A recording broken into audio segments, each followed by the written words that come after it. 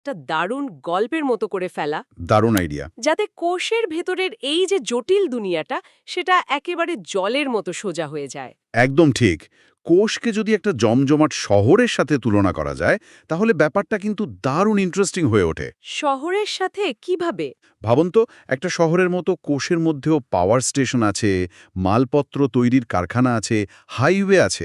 এমনকি বর্জ্য পরিষ্কারের ব্যবস্থাও নিশ্চয়ই আছে। একদম। আর এই প্রত্যেকটা অংশকে আমরা বলি কোষ অঙ্গাণু বা অর্গানেল। চলুন আজ এই কোষ শহরের অলিতে গলিতে একটা সফরে বেরিয়ে পড়া যাক। দারুণ আইডিয়া। তাহলে সফরটা শুরু হোক শহরের সীমানা দিয়ে। এই যে কোষ শহর, এর নিরাপত্তা ব্যবস্থা কেমন? মানে চারদিকে পাঁচিল টাচিল কিছু আছে নাকি? খুব ভালো পয়েন্ট থেকে শুরু করেছেন। উদ্ভিদ কোষের ক্ষেত্রে ঠিক তাই। এর বাইরে একটা বেশ শক্ত আর মজবুত পাঁচিল থাকে, যাকে আমরা বলি কোষ প্রাচীর বা সেল ওয়াল। ওহ, সেল ওয়াল। এটা কি দিয়ে তৈরি? এটা সেলুলোজ নামের একটা জিনিস দিয়ে তৈরি, যা কোষকে একটা নির্দিষ্ট আকার দেয় আর বাইরের আঘাত থেকে বাঁচায়। অনেকটা পুরনো দিনের দুর্গের মতো। আচ্ছা।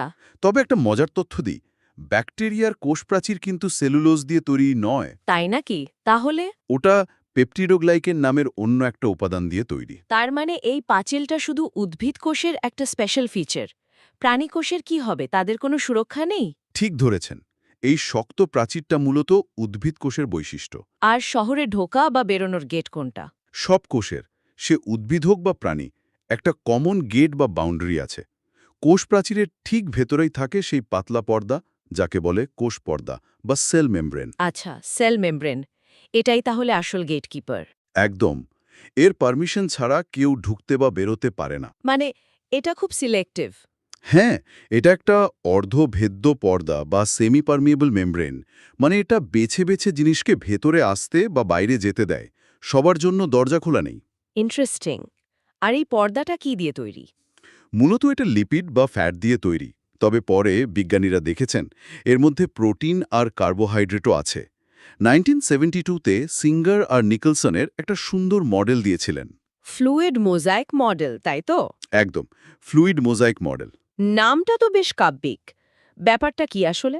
ব্যাপারটা হলো, এই মডেলে কোষ পর্দাকে একটা তরল লিপিডের সমুদ্রের সাথে তুলনা করা হয়েছে, যার মধ্যে প্রোটিনের বড় বড় টুকরোগুলো বরফের চাইয়ের মতো ভেসে বেড়াচ্ছে। বাহ! আর এই ভেসে বেড়ানোর ডিজাইনের জন্যই পর্দাটা খুব ফ্লেক্সিবল হয়। বেশ। আমরা শহরের ভেতরে প্রবেশ করেছি। বাহ!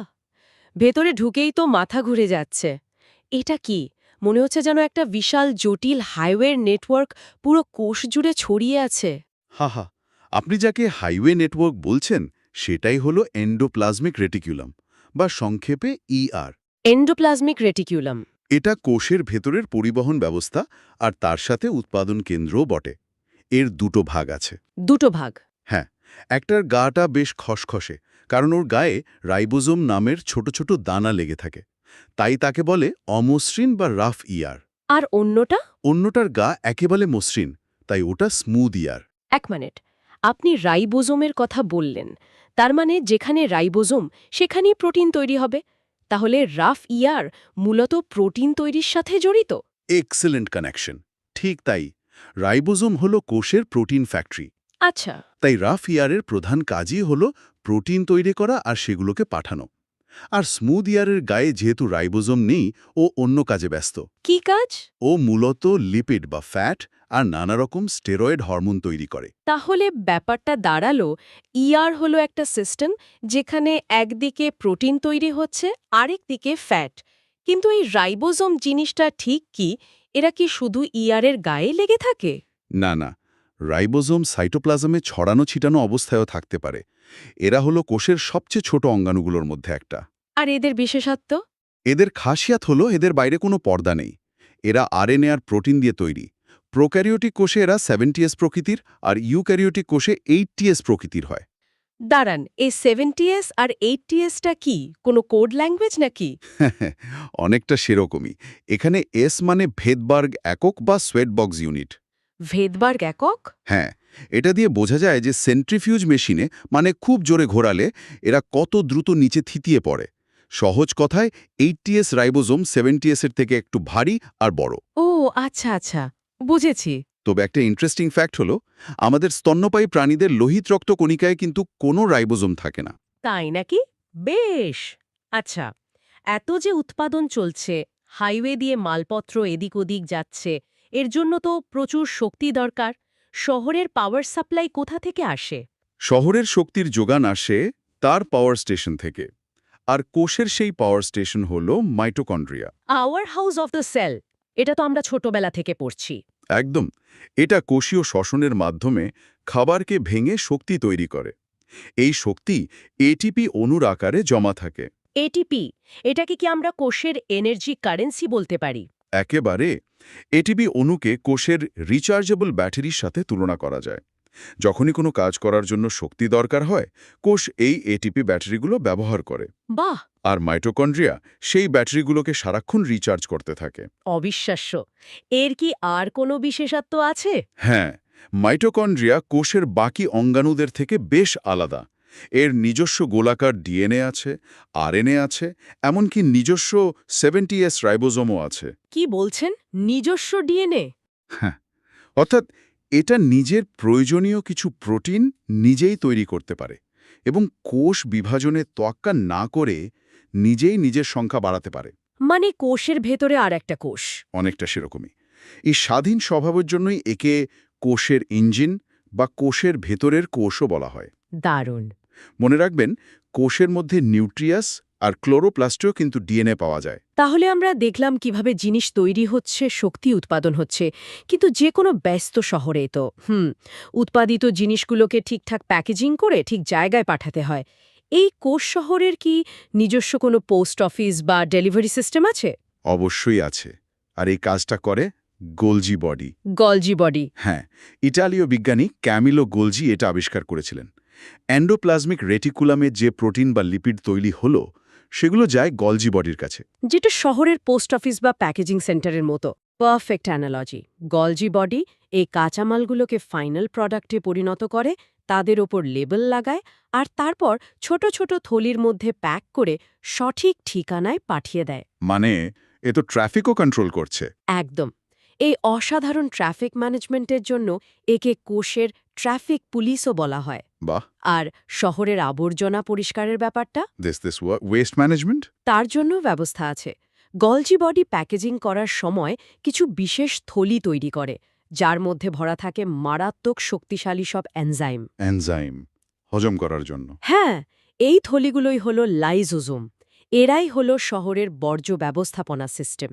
কোষের ভেতরে কোনো অপ্রয়োজনীয় জিনিস, বুড়ো হয়ে যাওয়া অঙ্গাণু বা বাইরে থেকে ঢোকা জীবাণু থাকলে লাইজোজোম এগিয়ে এসে তাকে হজম করে ফেলে। মাঝে মাঝে নাকি নিজের কোষকেই হজম করে ফেলে। ঠিক। কখনো কখনো কোষ যদি খুব বেশি ক্ষতিগ্রস্ত হয়, তখন এই লাইজোজোমগুলো একসাথে ফেটে যায় আর তাদের এনজাইমগুলো বেরিয়ে এসে পুরো কোষটিকেই হজম করে ফেলে।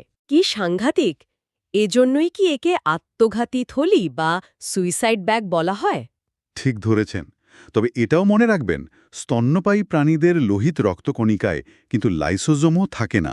আচ্ছা, এমন কোনো বিভাগ কি আছে যা শুধু উদ্ভিদ কোষেই দেখা যায়, প্রাণী কোষে নেই? হ্যাঁ, একটা খুব গুরুত্বপূর্ণ গ্রুপ আছে। এদের একসঙ্গে বলা হয় প্লাস্টিড। প্লাস্টিড? এটা প্রধানত ৩ ধরনের হয়। প্রথমটা হলো ক্লোরোপ্লাস্ট বা হরিতলবক। এর ভেতরে ক্লোরোফিল নামের সবুজ রঙের পিগমেন্ট থাকে। ও, সালোক সংশ্লেষের জন্য এটা দরকার? একদম, এই ক্লোরোফিলের সাহায্যেই উদ্ভিদ সূর্যের আলোকে ব্যবহার করে নিজের খাবার তৈরি করে।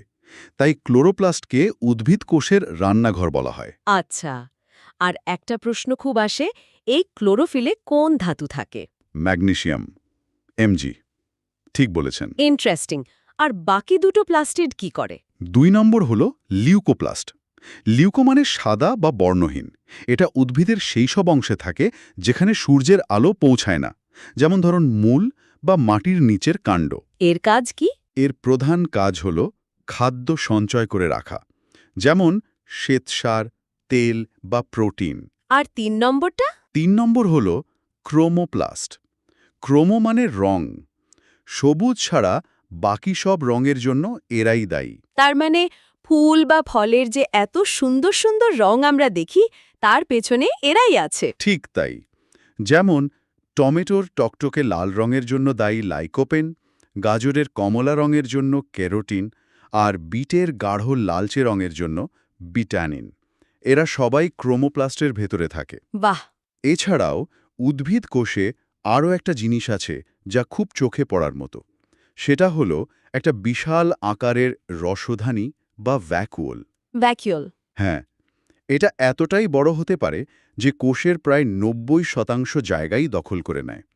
এর বাইরের পর্দাটাকে টোনোপ্লাস্ট বলে, আর এর কাজ হল জল, খনিজ লবণ এইসব সঞ্চয় করে রাখা। প্রাণীকোষে এটা থাকে না? থাকলেও সেগুলো খুব ছোট ছোট হয়। তাহলে আমরা শহরের প্রায় সব বিভাগেই ঘুরে দেখলাম, কিন্তু একটা প্রশ্ন মাথায় আসছে, এই পুরো শহরটাকে, এর সমস্ত কাজকর্মকে নিয়ন্ত্রণ করছে কে? এর কন্ট্রোল রুম বা মস্তিষ্ক কোথায়? শহরের আসল কন্ট্রোলার হল নিউক্লিয়াস। রবার্ট ব্রাউন এটি আবিষ্কার করেন। এটাই কোষের মস্তিষ্ক। Brain of the cell. হ্যাঁ, কোষের সমস্ত কার্যক্রম, কখন কি তৈরি হবে, কোষ কখন বিভাজিত হবে, সবকিছু এখান থেকেই নিয়ন্ত্রিত হয়। এর ভেতরে জালের মতো একটা বস্তু থাকে যাকে বলে ক্রোমাটিন। আমরা তো ক্রোমোজোমের কথা শুনেছি, ক্রোমাটিন আর ক্রোমোজোম কি একই জিনিস? খুব ভালো প্রশ্ন। ক্রোমাটিন হল ক্রোমোজোমেরই খোলা রূপ। ভাবুন, ক্রোমাটিন হল এক কাদা খোলা সুতো, যা ডিএমএন এবং হিস্টোন নামক এক বিশেষ প্রোটিন দিয়ে তৈরি। আচ্ছা। যখন কোষ বিভাজনের সময় হয় তখন এই খোলা সুতোগুলোই প্যাক হয়ে ঘনীভূত হয়ে ক্রোমোজোম তৈরি করে। ও আচ্ছা, যাতে ভাগ করতে সুবিধা হয়, ছিঁড়ে না যায়। এক্স্যাক্টলি। আর এই ক্রোমোজোমের মধ্যেই থাকে জিন, যা বংশগতির ধারক ও বাহক। মানে বাবা মায়ের বৈশিষ্ট্য সন্তানের মধ্যে যা যায়। একদম। চুলের রং, চোখের রং, উচ্চতা, এই সব তথ্য এই ক্রোমোজোমের মাধ্যমেই যায়। মানুষের কোষে তো ২৩ জোড়া ক্রোমোজোম থাকে। রাইট। আর নিউক্লিয়াসের ভেতরে কি আর কিছু থাকে? হ্যাঁ, নিউক্লিয়াসের ভেতরে আরও একটা বেশ ঘন কালো মতো অংশ দেখা যায়, যাকে বলে নিউক্লিওলাস। নিউক্লিওলাস। এটাই হলো আসলে রাইবোজোম তৈরির কারখানা। আর বংশগতির এই যে ক্রোমোজোমীয় তত্ত্ব, এটা দিয়েছিলেন সাটার্ন ও বোভেরি। দারুণ। সফরটা প্রায় শেষের মুখে। শেষ করার আগে এমন কিছু কি বাকি রয়ে গেল যা শুধু প্রাণীকোষেই পাওয়া যায়? হ্যাঁ, একটা গুরুত্বপূর্ণ অঙ্গাণু বাকি আছে। সেটা হলো সেন্ট্রোজোম। এটা শুধু প্রাণীকোষেই পাওয়া যায়। এর কাজ কি? এর প্রধান কাজ হলো কোষ বিভাজনের সময় সাহায্য করা। কিভাবে সাহায্য করে? সেন্ট্রোজোম কোষ বিভাজনের সময় বেমতন্তু বা স্পিন্ডল ফাইবার তৈরি করে। এই ফাইবারগুলো অনেকটা মাকড়সার জালের মতো ক্রোমোজোমগুলোকে ধরে দুই প্রান্তে টেনে নিয়ে যায়। যাতে দুটো নতুন কোষেই সমান সংখ্যক ক্রোমোজোম যেতে পারে? ঠিক তাই। একে শহরের নির্মাণকারী দলের সাথে তুলনা করা যায়। তাহলে আজ আমরা কোষ শহরের একটা সম্পূর্ণ সফর করলাম। এর প্রাচীর, কারখানা, পাওয়ার স্টেশন, পোস্ট অফিস থেকে শুরু করে একেবারে কন্ট্রোল রুম পর্যন্ত ঘুরে দেখলাম। এটা পরিষ্কার যে প্রত্যেকটা অংশের কাজ কতটা সুনির্দিষ্ট আর তারা একে অপরের সাথে কতটা নিখুঁতভাবে জড়িত। একদম। একটা ছোট্ট কোষের মধ্যে এত জটিল আর সুসংগঠিত একটা ব্যবস্থা রয়েছে, এটা ভাবলেই অবাক হতে হয়। প্রত্যেকটা অঙ্গাণু যেন একটা অর্কেস্ট্রার মতো, সবাই মিলে একসাথে একটা সিম্ফনি বাজাচ্ছে। আর সেই সিম্ফনির নামই হলো জীবন। ঠিক। আজকের আলোচনাটা শেষ করার আগে শ্রোতাদের জন্য কোনো প্রশ্ন বা ভাবনার খোরাক রেখে যেতে চান? হ্যাঁ, আমরা আলোচনার সময় দেখলাম মাইটোকন্ড্রিয়ার নিজস্ব ডিএনএ আছে এবং সে নিজেই নিজের সংখ্যা বাড়াতে পারে, ঠিক যেন কোষের ভেতরে বাস করা আর একটা স্বাধীন জীব। এই পর্যবেক্ষণ থেকেই একটা বিখ্যাত তত্ত্ব এসেছে যার নাম এন্ডোসিম্বায়োটিক থিওরি। এন্ডোসিম্বায়োটিক থিওরি। হ্যাঁ, এই তত্ত্ব অনুযায়ী শত শত কোটি বছর আগে মাইটোকন্ড্রিয়া আসলে এক ধরনের স্বাধীন ব্যাকটেরিয়া ছিল। কোনোভাবে সেটা অন্য একটা বড় কোষের মধ্যে ঢুকে পড়ে। আর তারপর থেকে আর বেরোয়নি। আর বেরোয়নি। দুজনে মিলেমিশে থাকতে শুরু করে। এই পার্টনারশিপ এতটাই সফল হয়েছিল যে সেখান থেকেই হয়তো আজকের এই জটিল প্রাণের সৃষ্টি। বাহ!